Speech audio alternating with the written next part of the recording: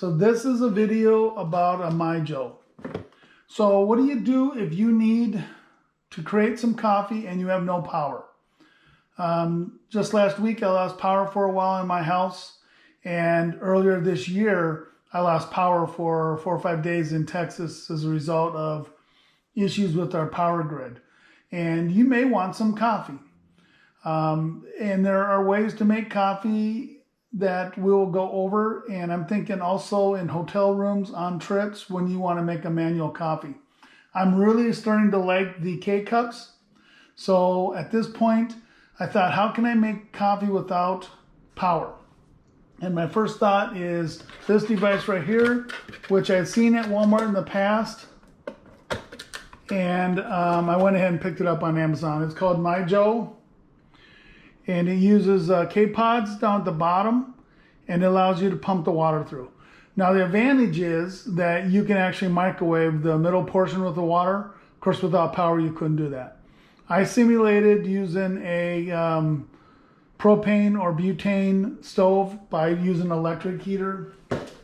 So here is the device right here called MyJo. You've got several parts. The first is the lid, which is also the pump.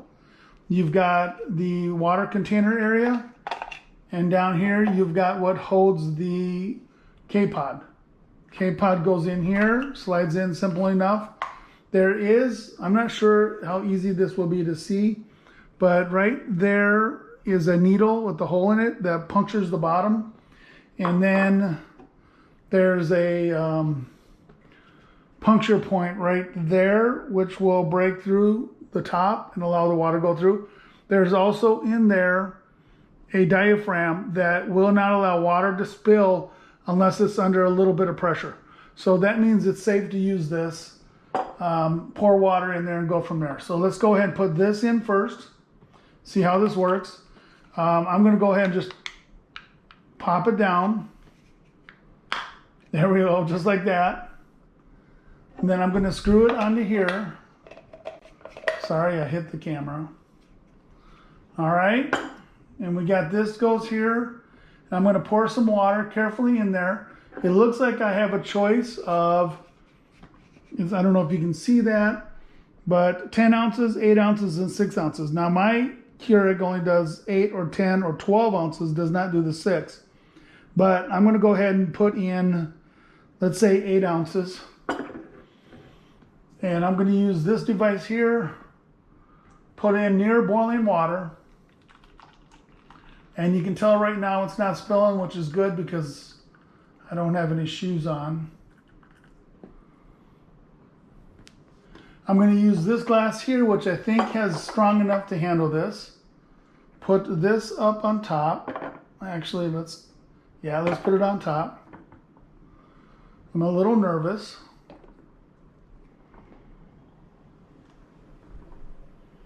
That goes in there like that. And then what I'm going to do is slowly press down.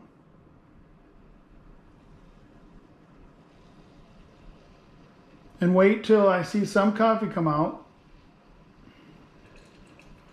And then we're going to sit there and just wait for about 30 seconds. That allows the grounds to get wet. It's kind of like a pre-infusion. When you do a pour over, it's called a bloom. So we're just going to give it a little bit of time, allow the grounds to get saturated, and then we'll continue with the coffee. And I can already smell the coffee now. And I'm going to hold this with my hand so that it doesn't have a chance of falling off or slipping off for some reason. I think that's long enough. Slowly put air through it.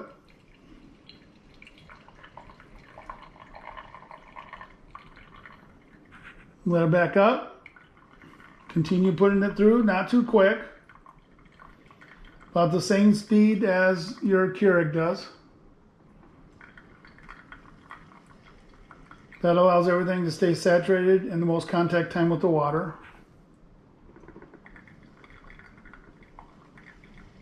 It's not that hard to push, I'm just a shaky person. Now my left hand is the hand that has issues, and that's not the best hand for the camera. So we'll just keep doing it with this right hand. And you know it's done, of course, it should make the same sound that a Keurig makes.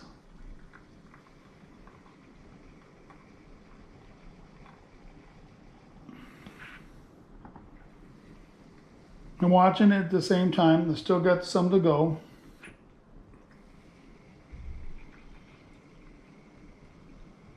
I may edit some of this out, I don't know. Usually I don't do much editing. Now you got the same sound. The cup is full. Not really dripping that much. And we have ourselves some coffee. Now it's gonna be hot.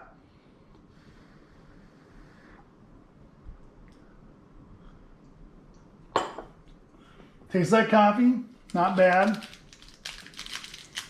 And of course we know I like sugar, so we're gonna put sugar in here. You can find all kinds of videos on this by so many people who've done it even up to 7 years ago. I got one, I guess. Thought I had two, but 1 sugar.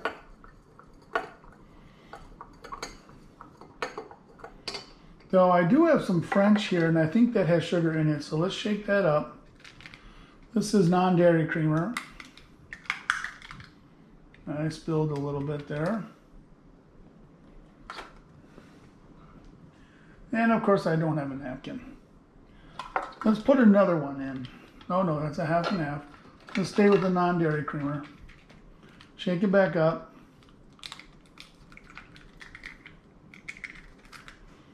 Mix it. Looks like a coffee that I like. A little bit hot though. Oh yeah, that's good.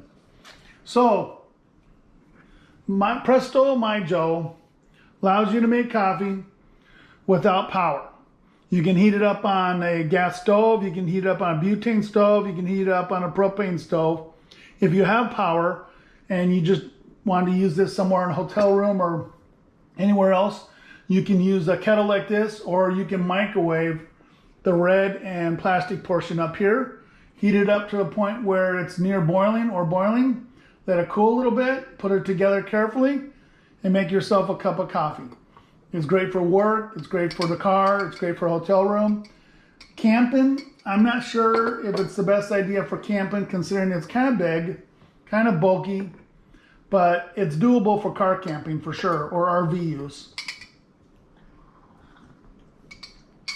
Makes a good cup of coffee. I got a mess here, I got to clean up the mess. Anyway, that's it. MyJo, Presto MyJo coffee maker. Non-powered coffee using K-cups. Makes as good as a Keurig does. So that's a win. Thumbs up. There's a delay between what I'm seeing on my phone and what's on the camera, so it's kind of unique. Anyway, thumbs up. It works. Buy one. They're only $20.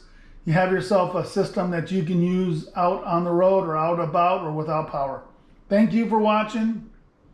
And you know what? Do me a favor. Click subscribe. You can just ignore them. Watch them and see what they're like. And leave criticisms. Leave comments. Tell me what I need to do better, because honestly, this is